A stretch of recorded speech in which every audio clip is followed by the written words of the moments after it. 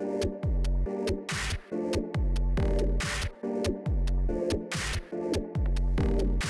and welcome to Marketing Optimization with Alex Designs. I am your host, Alex Harris, and today we have Alhan Keser from WiderFunnel. How you doing, Alhan? Good. How are you doing, Alex? Good. To get started, I like to ask, what is your definition of optimization, and why is it beneficial? Well, just like anyone, we're there. Our job is to help a company's bottom line, right? And on top of that, and this is the part that a lot of conversion optimizers ignore, we want to learn about what triggers a specific target audience to take action. So we want to learn from the optimization process and then apply those learnings across all marketing channels. So whether that's other web pages on the website, that could be print material, it could be a TV ad, it doesn't matter. The point is you can learn about an audience through conversion optimization and then apply a lot of those learnings across all marketing channels and therefore see an improvement in ROI in many different areas, not just a landing page or not just one specific area of a website. Yeah, that's pretty common. So many people come, I'm optimizing my landing page, but they don't follow through all the other areas of the conversion funnel, the sign up process, or the checkout. That's really interesting. I'm hearing consistency about that a lot. So how'd you get started at WiderFunnel? Well, I was spending my last 5 years in New York at a small agency that grew from very small size to now about 300 employees. And I started out in SEO and just traffic generation. Got into PPC, email marketing, social media marketing. And I was training a whole team on doing all these activities. And eventually my focus started to shift from traffic generation to then conversion optimization. So I've attended a lot of the conversion conferences in the past few years and just got really into it and sort of started specializing in it. And then decided I want to dedicate my career to conversion optimization. And I've known Chris for a few years and gave him a call and said, I want to work for you. Yeah, Chris is a great guy to work for. He really not only is a super smart guy, but he pushes you to really challenge you in the conversion space. He's always a great guy to talk to. Do you Absolutely. guys have? I came in, considering that I know a lot about conversion optimization and just spending an hour or two each day with him on any project. He gives me so much more insight on all these projects.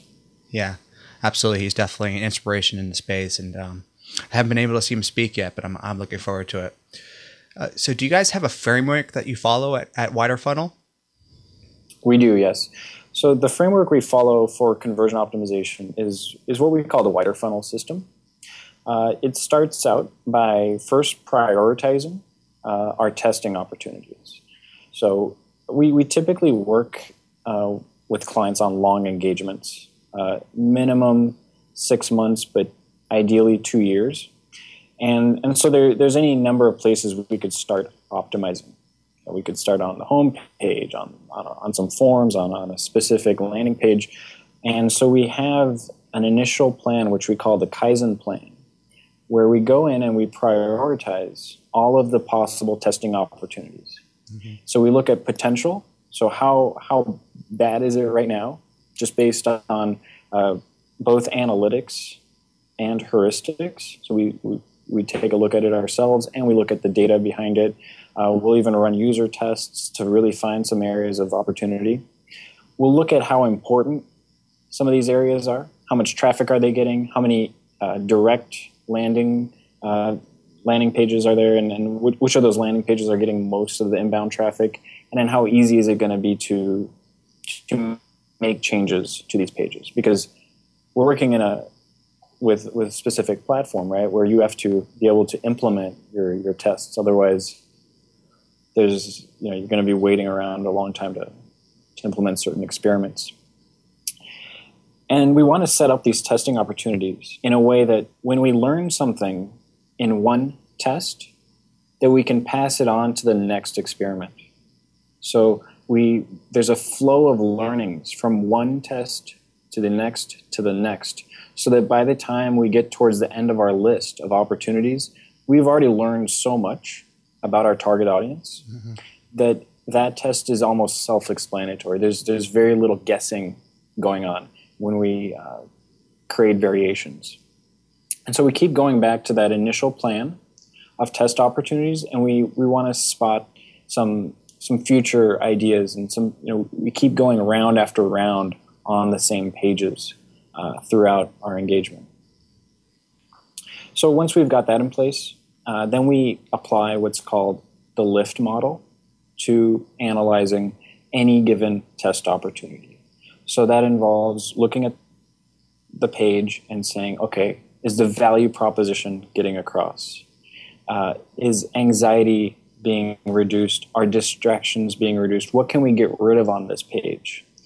And then what additional information, or how can we modify the information in a way to make it more clear? So additional clarity, as well as increasing the urgency on the page. So what are some triggers we can put on there that will increase the likelihood that someone will want to take this action right now? And that's it, So we apply that throughout all of the test opportunities, and based on what outcome comes of the lift analysis, we come up with a number of hypotheses which we apply in our variations. And each experiment we set up is set up in such a way that even if all of our variations were to lose, which is really unlikely, even if they all lost against our control page, so we had a losing experiment, we still have learnings which we can use and apply in future rounds of testing. So it's a very low risk strategy in terms of experiment setup.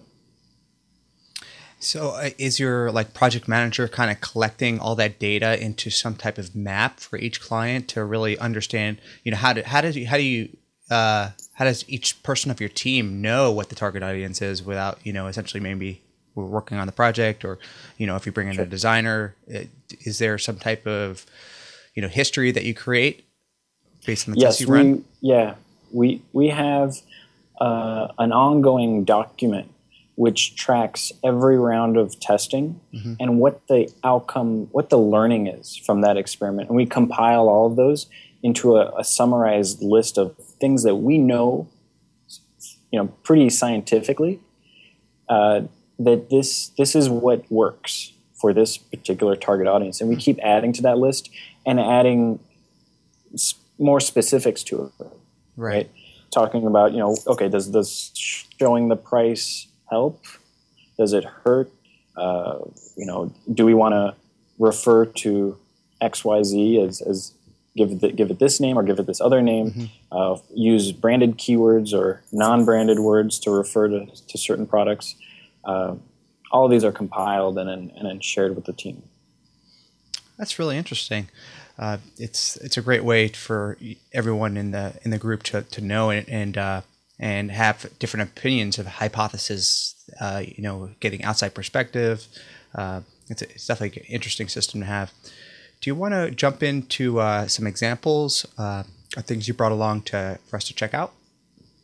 Well, I think a lot of the conversion optimization folks you've spoken to probably show you some, here's an A/B test we ran and here's the result, and whatnot.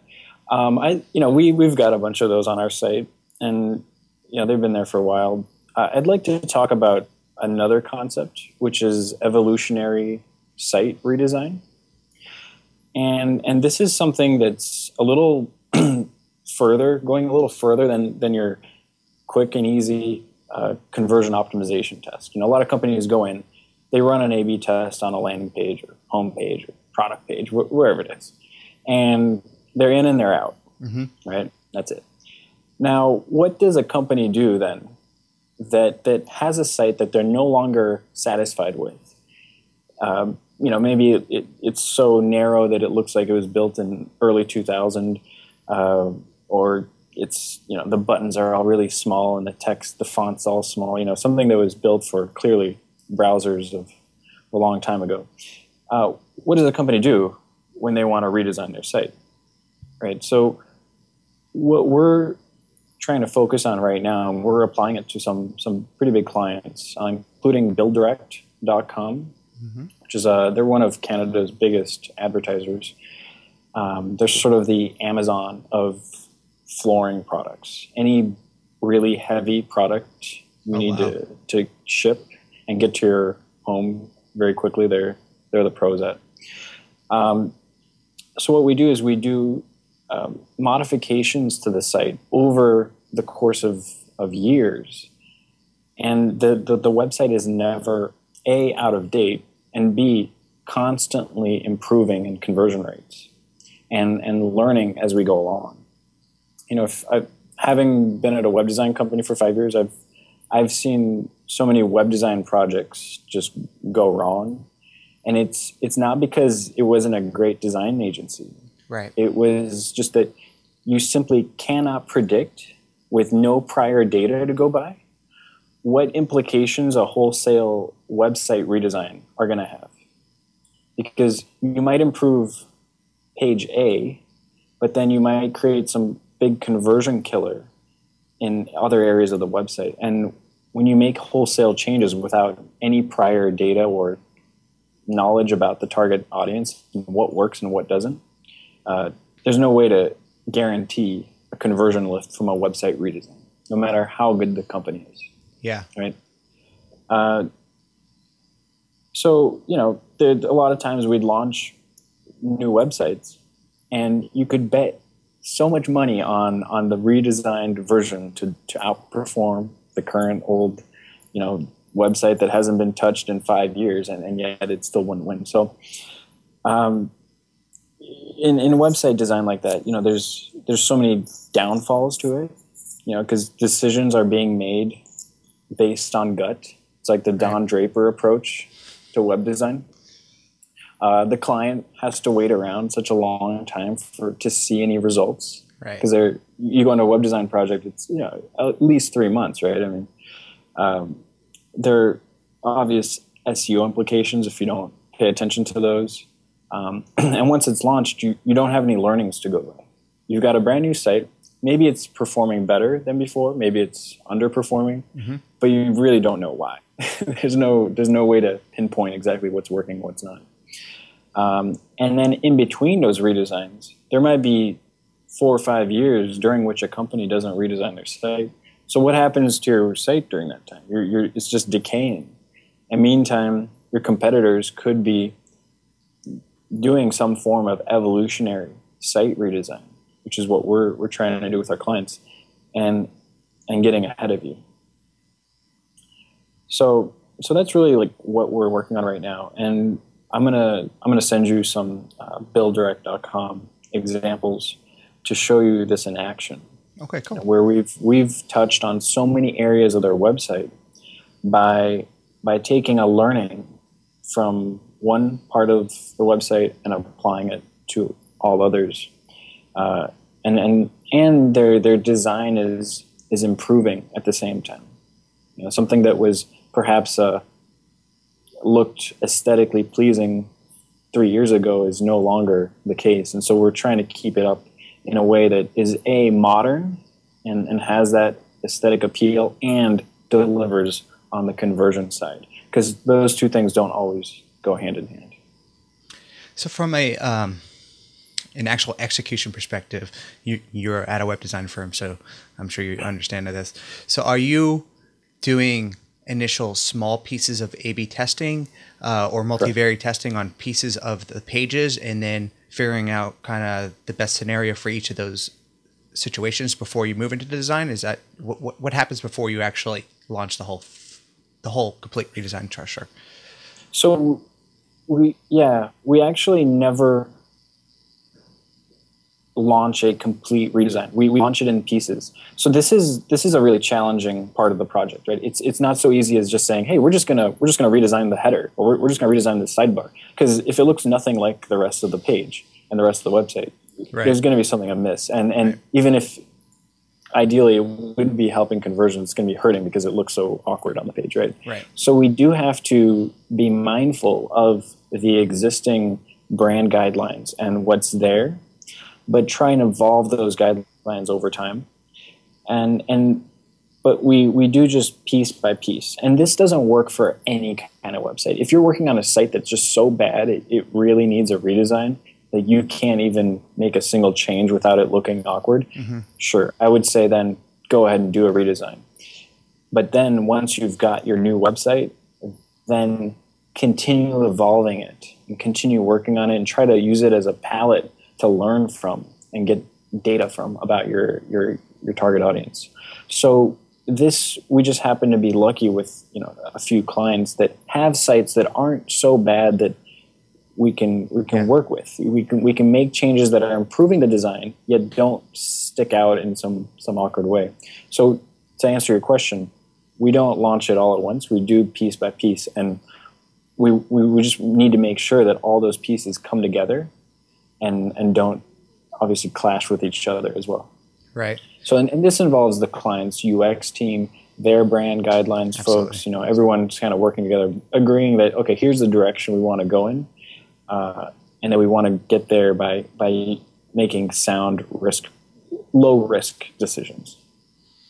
Yeah, that's, it's very common. Everybody wants that new fresh paint. They want that new website design, but they don't realize that majority of the time you put something really pretty up, it's going to be so dramatic that your conversion rate is probably going to go down. Yeah, and where I was before in New York, my previous company, we were cognizant of the fact that there's a huge risk here in that we could redesign your site. It might look awesome. You might even have stronger calls to action than your previous site. Right. But at the end of the day, you never know. You really cannot tell. And the problem is you have clients coming to you saying, I want a new website. And that's what they're there for. They're buying a new website. And if you're going to start talking to them about, let's evolve your design over the course of 2 years, they're going to turn around and go to another company, right? So at the same, there's a tricky balance, of course, to change that mindset of clients that maybe there's no such thing as a redesign. There's your storefront, right? When you change your storefront in your shop, in your brick and mortar shop, you don't tear down your entire shop, start all over. You just swap out the storefront, right? And you do this over the course of a long period of time.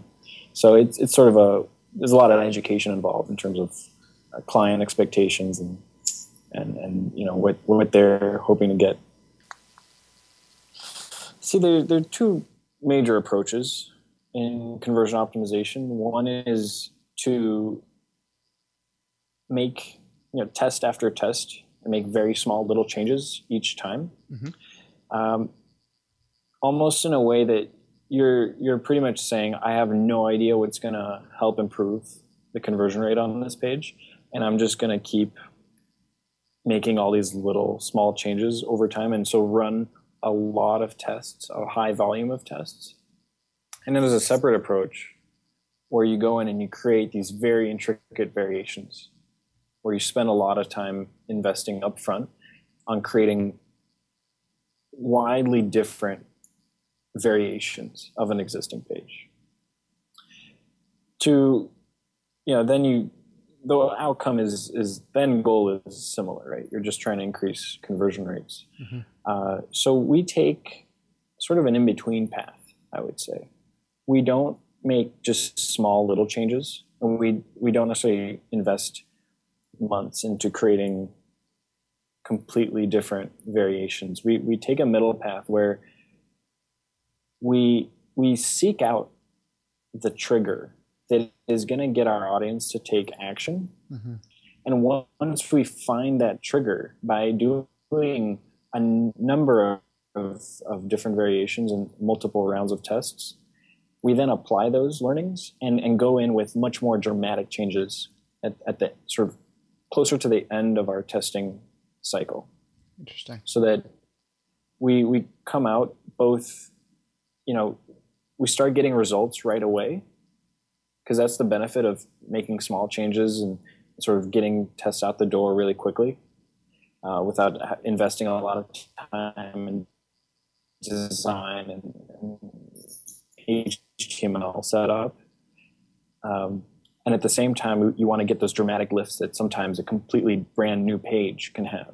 Mm-hmm. So I'd say we have a sort of middle of the road approach here. We're trying to, we go both ways and first learn up front and then apply those learnings and then invest the time into design and technology rather than doing that up front. Yeah, you're going through that cycle essentially as fast as you can to learn as much and then try to iterate even higher, raise the baseline each time. That's really interesting.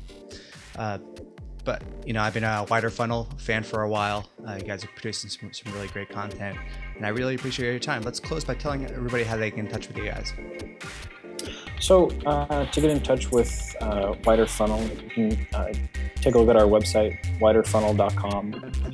And we're based in Vancouver, Canada, where you're always welcome to come visit. We've got wonderful mountains, tons of kayaking, mountain biking, and of course, snowboarding, skiing. So, yeah, that's it. Thanks for your time.